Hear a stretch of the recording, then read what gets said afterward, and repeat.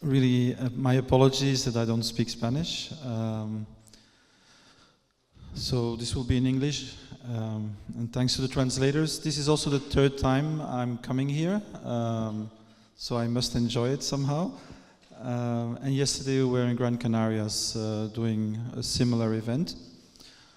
I just maybe want to explain a bit where I'm speaking from. So I have two hats. One is P2P Foundation, which is an observatory of the emergence of commons-oriented forms of production and value distribution. And the second thing you see there, Smart Co-op. We are a platform cooperative for freelancers. So this is a labor mutual of 20,000 freelancers, and we convert invoices into a full salary with full social protection. So we're active in 9 different European countries, and we're actually growing quite rapidly in Spain as well, but I'm not sure about the Canary Islands, but certainly on the mainland. Smart is present in Barcelona, for example. So basically, what I'm going to talk about is the emergence of a new form of economy. And I'll start with a project describing a very concrete project I did in 2016 in the city of Ghent. Okay, it sounds very weird, the sound here, but you can hear me? Maybe it's better if I do like this? Yeah. So Ghent is a city in northern Belgium with about 300,000 people, with a long and interesting history in the Middle Ages. So if you're familiar with Bruges, it's a bit similar to Bruges. And in 2016, the city of Ghent asked me to do a mapping of the emerging commons economy. So what is the commons economy? It's the economy that grows around shared resources. So think about the open source economy, the free software economy, the open design economy. We'll have speakers who will explain this to you after me. Already in 2011, this was 1/6 of GDP in the United States and 17 million people working around shared knowledge resources. So it's a huge part of our contemporary economy. The second level would be the mutualization of physical resources, so what we call the sharing economy. And of course, I will explain later on that there's different kinds of sharing economy. There's very predatory and very extractive forms of the sharing economy, but there is also generative forms of the sharing economy, which are actually good for the communities and natural resources. So, first thing we did in Ghent was mapping the commons initiatives.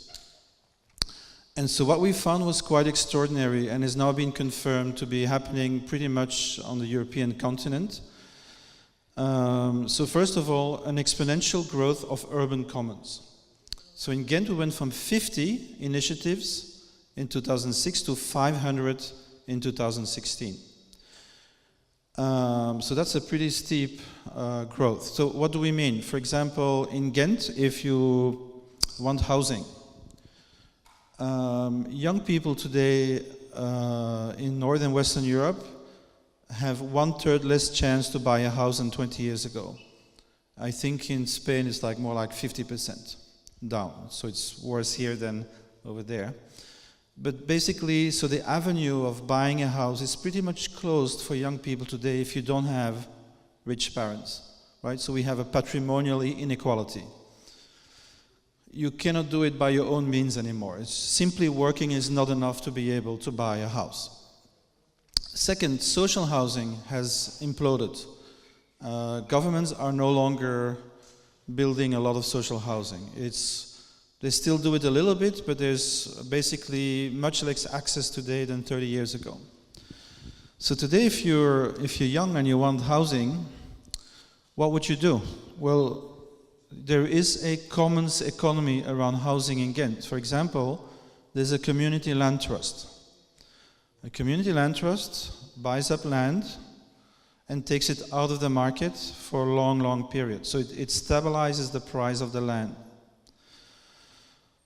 So in Ghent, for example, there's a lot of temporary usage projects. So when the city develops a neighborhood and there's like empty docks or an empty factory or something that's available, typically for 5 to 8 years, it will be given to a coalition of civic initiatives. They will do all kinds of innovative stuff there, but they will also usually keep 15%, for example, for the community land trust, right? So that this guarantees that there is an amount of housing that is affordable. Then the next step would be a housing co-op. So basically, if you enter a housing co-op in Ghent, you are guaranteed to have a lifelong lease with a fixed rent. The disadvantage is you cannot sell it when you leave. You can give it to your children, but you cannot sell it on the market. But you have guaranteed housing at a very reasonable price. Then, so we have the land and the bricks. The third level would be the co-housing, the emergence of co-housing. Like in Ghent, there would be probably, 80 different co-housing projects. So people buying together, and we actually have subsidies for that in the Flanders. Buying up old housing, refurbishing it, restoring it, and then having a number of services in common to bring down the cost. So this is housing. Let me give you another example, mobility. So in Ghent we have 2 mobility non-profits and co-ops. So one is called Dégage. It's 1,300 members and 130 cars. This number has been calculated so that all the people who are members have full mobility any time in the year. So kind of the social contract is if you need a car, there will be a car. So this is important. It gives people confidence that this is a good thing for them and their family. It will cost you about 80% less than buying a car. So this is very interesting socially and in terms of inclusivity. But most interestingly, every shared car in this system will replace 9 to 13 private cars. So if you have full mobility in a non-profit car sharing co-op, you basically don't need a car. And this means that, in terms of human footprint, this is very, very interesting, right? So if you want to maintain complex social services in an era of ecological overshoot, mutualization is a very good option. And so this explains a little bit why many cities in Europe are moving towards these types of model. So I went to Amsterdam just a week ago, and I can tell you, I was there 3 years ago. Nobody even knew what the commons meant. Like, it wasn't a word that was even in use, except in very small circles. Last week, Amsterdam declared officially that it wants to become a common city. So, this is pretty significant because Amsterdam is not just a small city. It's like Barcelona. It's a world city, right? So if they're moving in that direction, I think it means something. So the next thing maybe I'd like to explain is that the commons economy has a structure. It's not something random. It has a logic of its own, which is quite different from the kind of economy that we know. In the kind of economy that we know, it's based on capital and labor. Right? If you don't have a wage, you are not creating value. If you stay at home, take care of your children, take care of your elders, this has, I'm sorry to say, it's good for your family, but it doesn't have any official value. It's not counted. And you probably know these examples. If a tanker breaks down in front of the Canary Islands, this is good for GDP. They count it as economy. If thousands of Canary people, I don't know if that's the right word, but anyway, of Canarians, would clean the beach for free, this has no value. It's not counted in GDP. So what does it mean? It means that we believe that value is created in the market, right? And then, if you're left wing, you say we have to redistribute afterwards, or maybe repair the ecological damage. But this might sound normal to you, but this is not normal. This is a choice we made in the 18th century that value derives from market activity, right? So if you're a nurse, you used to work in a congregation for free, you weren't creating any value. The moment you privatize the hospital, suddenly it creates value. It's strange. They're doing the same activity. So this is a value regime. So I want to explain to you that the commons economy has a different value regime. So the big shift today is towards open, permissionless, contributory systems. All the big companies that you see emerging today, the Googles, the Facebooks, the Ubers, the Airbnbs, these are what I call the extractive companies. But also the housing co-ops, the car sharing co-ops, have one thing in common, is this: they're open to contributions. They're no longer closed membership-based organizations, right? So if you're familiar with free software, with Linux or Wikipedia, you know that any person in the world who thinks they have the skills can actually contribute to these systems. They're open, permissionless. This is very important. So at the core of the commons economy, we have a contributory system. We have people contributing to the creation and maintenance of a shared resource. And this also means we are shifting from accounting systems. So you might not be aware of this, but I have 400 examples in my wiki. Peer production communities have open and contributive accounting. They don't use double entry accounting. What they're doing is, as a community, we're producing this resource. How should we reward contributions? But it can be, for example, I'll take an example. This is an open hardware company called Sensorica. One person may offer a place. You can use my place to do the research. Another may offer a microscope or a sensor, right? So these are contributions. So the value in these new systems is created here, in the middle, in open, productive communities. The second thing we notice, if we look at it, and there's some exceptions, but this is pretty much like the case in 90% of the cases, is that you will see that behind the contributive economy is a new type of NGO that I call a for-benefit association or infrastructural organization. So if you look at Wikipedia, for example, anybody can contribute. But there is something called the Wikimedia Foundation. The Wikimedia Foundation maintains the infrastructure of the Wikipedia. You look at Drupal, you will find a Drupal Association. You look at Linux, you will find a Linux Foundation. You look at Arduino, I think you won't find it. We discussed it. It's a different system. But most of the time you will actually see this model. And this is also true for urban commons. So you look at urban commons, you will see that behind a lot of these initiatives are NGOs that manage the infrastructure. But the important thing is to understand the difference in paradigm.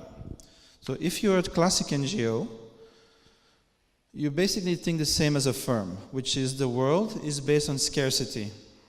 We have problems or demands or needs, and we need to collect and manage resources and organize these resources so that they can respond to the needs, right? This is the normal way of thinking about things. So you are Médecins Sans Frontières, Doctors Without Borders. You see that there's medical issues in warfare situations, and you organize an NGO to send doctors to that place. So it makes a lot of sense. But there's another paradigm emerging, which is the following. We have a lot of problems, but we also have a lot of people with the skills to solve these problems. So maybe we don't really know the answer, but we want to connect the people with skills to the problems, right? So what we're going to do is we're going to enable and facilitate through a platform that this can happen. So a for-benefit organization is an association that enables and empowers the collaboration. It maintains the infrastructure of cooperation, but it does not command the work. It doesn't tell anybody what to do. This is, I hope you understand that this is a big, big shift of how we think about organizations. The next step is, so let's say you organize something like that. You want to do permaculture in the city, and you organize a community to do permaculture. And maybe you have no support. Maybe the government in Canary Islands doesn't care about permaculture. I don't know. So what you do, right? Well, what you do is, at some point, you will think about how to make a living to maintain your capacity to do commoning. Yeah? So what happens is, if you are resilient enough, after 5 or 10 years, you will see that out of the commons project actually emerge economies. And as I said in the beginning, 1/6 of GDP today is around open knowledge. I give you an example if you maybe don't know what I'm talking about. Let's take geolocation. Yeah? So the capacity on your smartphone to know where you are and all the services that depend on it. In Europe, every country has its own geographical agency, and the way they think about it is, since we, the government, invest in this, we need our money back. So you have a competition in different countries, and 2 or 3 companies will get the right to exploit the GIS systems. I'm not sure in this case in Spain, but in Belgium that's the case. May sound very logical, but here's what the very capitalistic United States chose to do. They said, no, we're going to give all these data for free to everyone in the US. So in other words, the NOAA, the National Oceanic and Atmospheric Administration, decided to make geographical data into a commons, which means that every citizen, every co-op, every association, every company can build services around these commons. So this is a commons-oriented economy, or a commons-dependent economy. Does that make sense? So this is what's happening today. And so this is what you see here. Now, this is an important point that I want to make here. So we call this technology peer-to-peer technology. Why? Because it enables peers, us, to connect with each other without asking anybody's permission. This is a real anthropological revolution. Today, 4 billion people in the world can do that. Before, we could do it locally, but we couldn't scale it. So this is a difference. Now we can scale. So, not all peer-to-peer technology is alike. So you're probably familiar with the idea that technology is neutral. I will say the opposite. Technology is never neutral, because it's designed by human beings. Human beings with values, human beings with interests, including material interests. So the way you design an architecture, a digital architecture, which is the same as designing a place, we live in it in a way. And so, if you look at this space, I can only go out in certain ways, I can only come in certain ways. I'm sitting on top of you, you have to look up to see me, right? This is all designed according to certain values. We could be sitting in a circle, right? Probably difficult to do in this architecture, but this is possible, right? So the way we design something is not neutral. It has a purpose. So today we have a competition of 4 different socio-technical paradigms. 4 ways in which we can organize our collaboration. So you have XY axis, and it's centralized versus distributed, and for profit versus for benefit, right? So here's the first paradigm: centralized for profit. So I gave you the example of Dégage in Ghent, the non-profit car-sharing co-op, and I told you it replaces 9 to 13 cars, every shared car. So it has a tremendous positive effect on lowering the human footprint. Now let's look at Uber. Do you think Uber has the same effect? No. Uber has a competitive point of view. every driver in Uber has to compete with every other driver in order to be at the right place at the right time. So when we study Uber, we actually see it has the opposite effect. Uber increases traffic. Let's look at Airbnb. Now, if you have a house and you have a little extra room, I'm sure you're happy about it. It's extra income. But you should know that this is only 10% of Airbnb. 90% of Airbnb are really nothing more than distributed hotels. There are people with 20, 15, 30 apartments. That's 90% of Airbnb. So what does it do to your place? In France, it just came out, 26% of the housing is no longer available for Parisians. So Airbnb is a Uber gentrification machine. It dramatically makes it impossible for young people and poor people to live in the city. This is happening in Barcelona, it's happening in Paris, it's happening in Amsterdam. These cities are becoming unlivable, actually, for the people who live in the cities because of the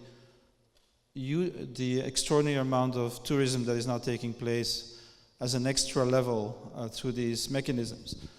So you can see that Airbnb, but also Facebook. Facebook is a good example. So in Facebook, if you look at use value, like utility, you can say, oh, that's a good thing, right? They're building this infrastructure and great, 4 billion people can use it. Yes. But the commercial value is 100% extracted. So in other words, you have a co-creation of value. People are co-creating the value of Facebook together, but there's no recognition of contribution. It's only the proprietors that take 100% of the commercial value. Now, this is what's happening in society, is that more and more people are participating in these systems, are contributing for free, and are not getting paid for it. I'm not saying it's the only reason, but the precarization of the workforce is linked to these models. Uber, Airbnb, TaskRabbit, all these things are increasing the precarity in our society. The fastest growing social group in our society are the freelancers. The bad news is only 20% really do well, meaning they have enough to actually build a pension and all the things you need when you're older and you can't work anymore, right? So this means we have created in the West a machine to destroy welfare. This is what SMART is doing. We're working with these people to give them social security, which is a very important thing to do. But the precarization is a huge factor and is really linked to this model of the economy. Because what you could say is, if you're a bit familiar with social history, in the 19th century was a big discussion between Marx and Proudhon. Marx said, surplus value comes from exploiting work. And Proudhon said, no, it comes from working together. So in other words, you have 100 craftspeople. If you put them together in a factory, they will be more productive. He lost the debate, but today, what do we see? What are these companies? They are Proudhonian capitalism. We are moving from a Marxist capitalism to a Proudhonian capitalism. These people do not produce anything. They let you produce, and they capture value. In French, it sounds good. They're capitalists. Not capitalists, but capitalists. They directly capture the value of human cooperation. Okay, second form.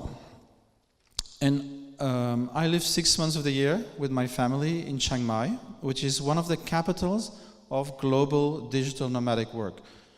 You probably know that Tenerife is another one, right? Medellin, Tenerife, Ubud in Bali. There are hundreds of thousands of young people today that are working from any place because they have digital skills. We have a Facebook group in Chiang Mai, 25,000 people. It's called Chiang Mai Digital Nomads. I'm one of them. And one day I went to a meeting. We have 4 crypto meetings a week in Chiang Mai. I don't think there's many places in the world who have that. So here is one of these crypto persons, and he's saying something that I found very weird. He said, the problem in Chiang Mai is that we cannot motivate any developer to work for money anymore. Did I hear it right? And so I went to talk to him. And so the fact is that there is today a token economy, a bounty economy of people who created for them very good lives doing this high-level technical and design work. Yeah? And this is the world of the blockchain, this is the world of bitcoins and all these cryptocurrencies. But it also has a design which I partly criticize. So what's the design of the Bitcoin and the blockchain? It's a system which is derived from Austrian economics and anarcho-capitalism. Here's the idea. We all separate individuals. There's no such thing as society. There's no such thing as community. We can't really make decisions together well. Democracy doesn't work. So let's make the whole world a market. Yeah? We're all individual entrepreneurs. We make smart contracts with each other, and then the machine verifies the contracts. I don't know what you think, but I don't think this is a very attractive vision of humanity. It's very truncated. It's even totalitarian. Yeah? We have state totalitarianism. This is market totalitarianism. It's a vision of society as one giant marketplace. But that doesn't mean, and now I'm going to think a few good things about it, doesn't mean we shouldn't learn from it and we shouldn't transform and tweak it. So when I talked about netarchical capitalism and platform capitalism, what people like us are doing, we're transforming it into platform cooperativism. So we're basically saying marketplaces are useful, but why should it be owned by somebody else? Why shouldn't we, the stakeholders, the freelancers, own our own platform? Why should we give 30% away to shareholders, right? So we recognize the value of peer-to-peer exchange on a marketplace. It can be useful. But we say we are going to change it so that we get more equity and social justice, etc., in these systems. We can do the same with the blockchain. And I want to briefly share with you a study I'm finishing right now, which is so trying to explain to you why this is important. So, accounting. What is accounting? Accounting is the way we organize our physical economy. Yeah? So the internet is for communication. But the blockchain is basically the internet of transactions and the internet of verifying transactions. And it brings, if you separate the idea of the blockchain from the idea of a distributed ledger, a universal shared accounting system, then this becomes very interesting. Because if you're working today as a free software developer, we practice something called stigmergy. Stigmergy is the capacity to cooperate at scale without commands, but simply by signaling. Think about the ants, right? The ants, they leave a trace, and other ants know what to do based on the chemical trace. They say, oh, I have to go left, I have to go right, I have to go up, or go down. So this is called stigmergy. The bees do it, the ants do it. The free software developers do it. The open designers do it. The Arduino people do it.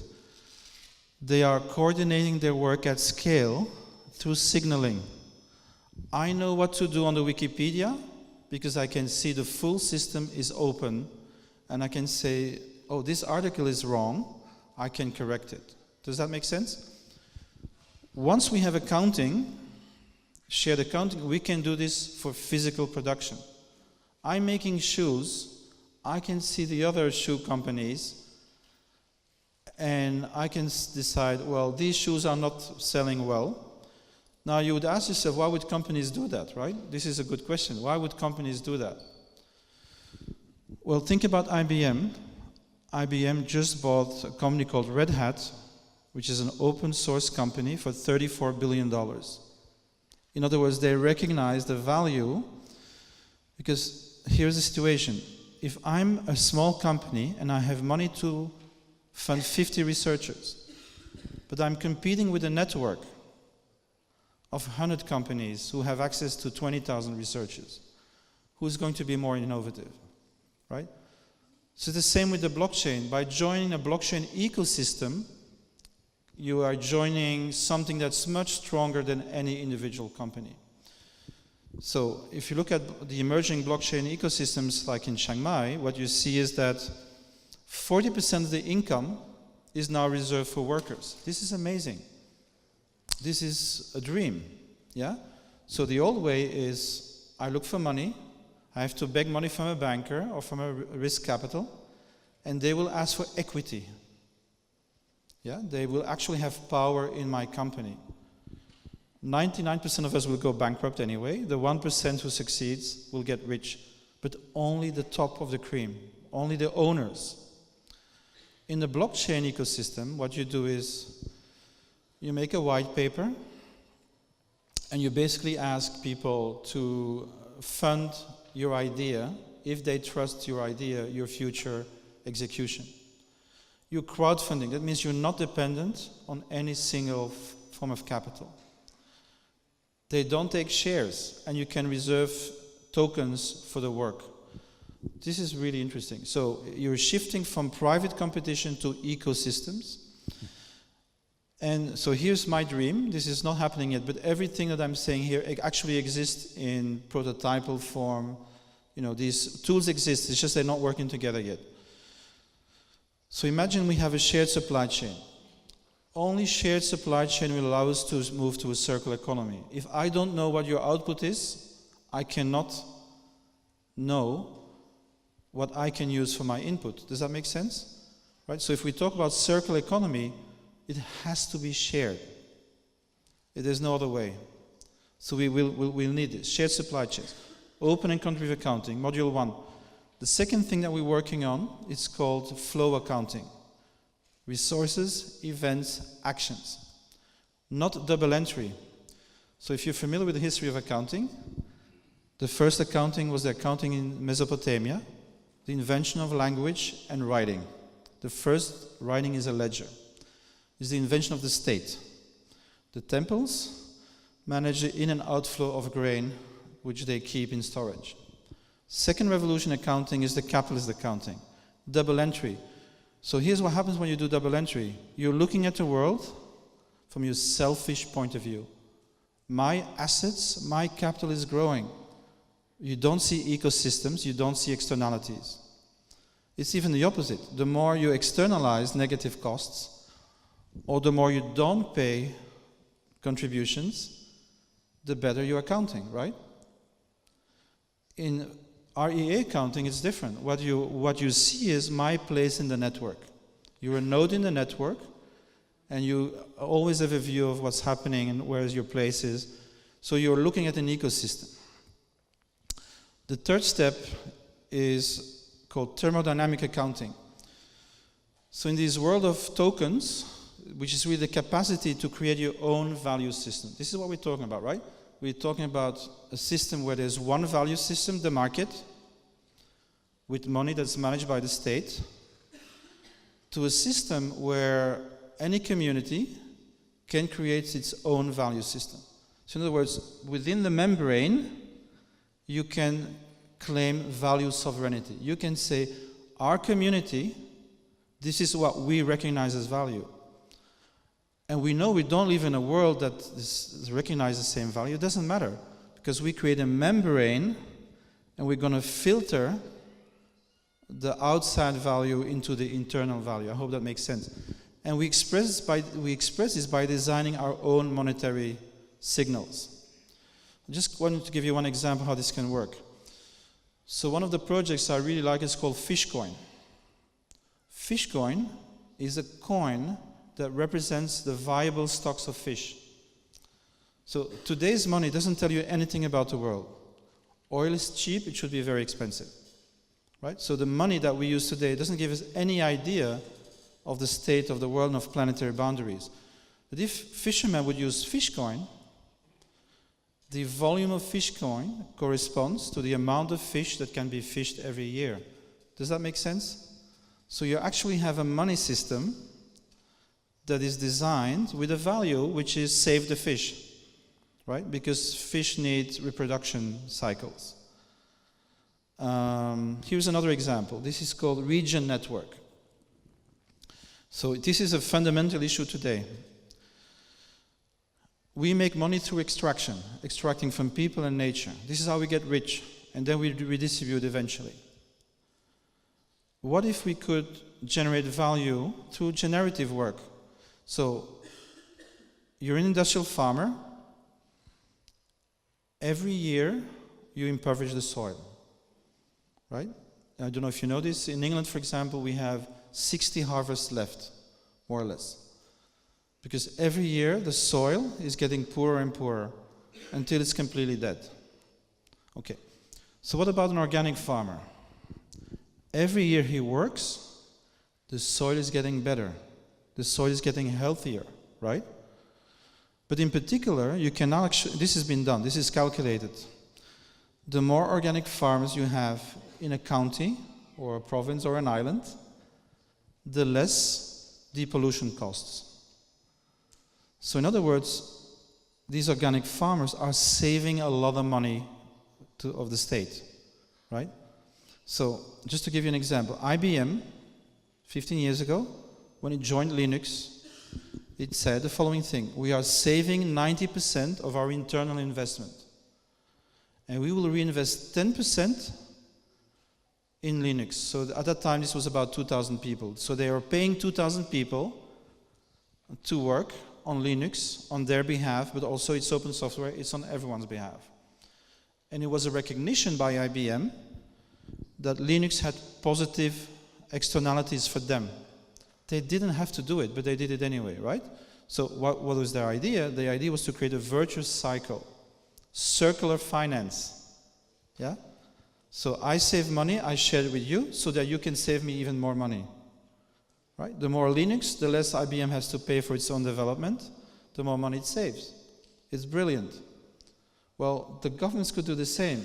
So this is actually happening in France now. Terre des Liens, which is a huge community land trust, 65 million euro capital, are negotiating with water companies. So imagine this. This is a vision of society, a vision of the state, and a vision of the economy. You can say, okay, let's decarbonize. You could say, let's have a competitive bid, right? So maybe one company says, we can do this the best, and they get all the money. It's what's happening today. But here's what else you could do. You could say, as a government, we want to decarbonize. And every single citizen, every single co-op, every single company could do it. So what you do is you create a framework for verifying impact, right? So you define a protocol, and Region Network calls this ecological state protocol, which says, yes, I recognize you did decarbonize so many carbons less because of your activity. You put it on a ledger, and you tokenize it. This is the easy part. But the second part is recognizing as public authorities that thanks to you, we are saving money. And part of that money I'm going to invest in this circular finance system. So what does it mean? It means if we do this, we actually have a solution to solve the issue of positive and negative social externalities, which is not working right now. We don't have a system that allows us to account externalities, right? So Facebook doesn't pay us. So it's profiting from positive social contributions. So all these things could be solved, and so I think that's what excites me about this model, even though I also critique some of its presuppositions. So very quickly, this I talked about, this is the local resilience. But I would stress that, and this is what we call cosmolocalism. This is the title of my presentation. So today you can choose between two models. One model is neoliberal globalization. Let's get the stuff from where it's cheapest. Yeah? The problem is we don't pay for externalities. So what sounds cheap in monetary signals may actually be very expensive. For example, New Zealand butter is destroying the Patagonian economy. This not count, nobody counts that, right? You're fully destroying a local economy, but it doesn't count. And we also know that we are spending 3 times as much matter and energy on transportation than on making. So this is amazing. So we don't see it in money terms, even though transportation GDP is actually bigger than production GDP. But if we look at thermodynamic accounting, so we actually look at the matter and energy flows, it's 3-to-1. So this is unsustainable. So what's the answer? Well, the answer today is Trump and Brexit, right? So we don't want the neoliberal globalization anymore. We have to go back to national protectionism. We have to protect the Canary Islands, right? But as you know, this comes with xenophobia, with hatred of the outside, and all kinds of other consequences. So cosmolocalism is a third option. And here's what we say. Everything that is light is global and shared. Everything that is heavy is local.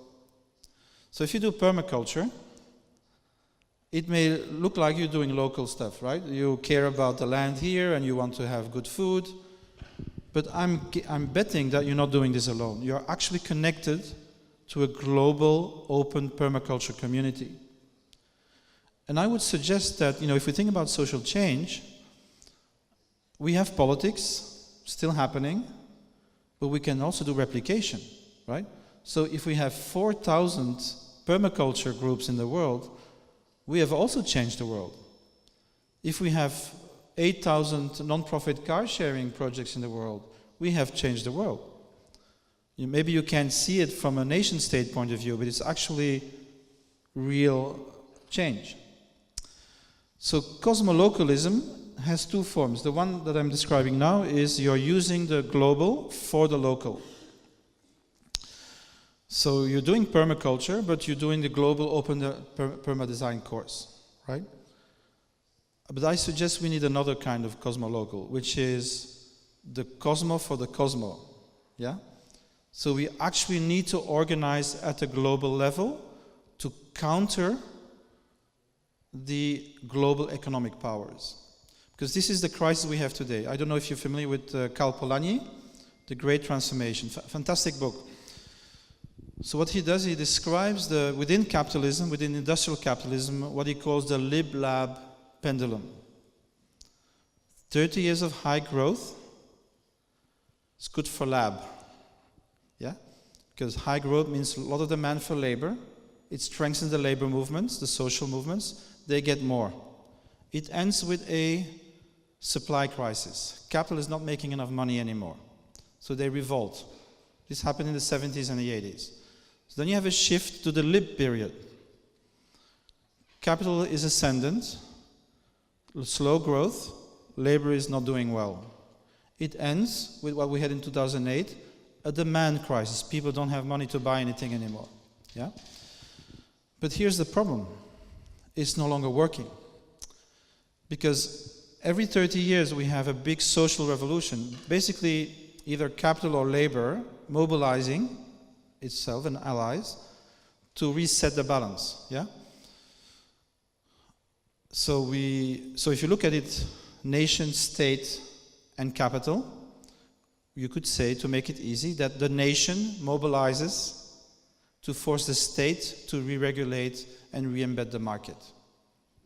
And the opposite every 30 years.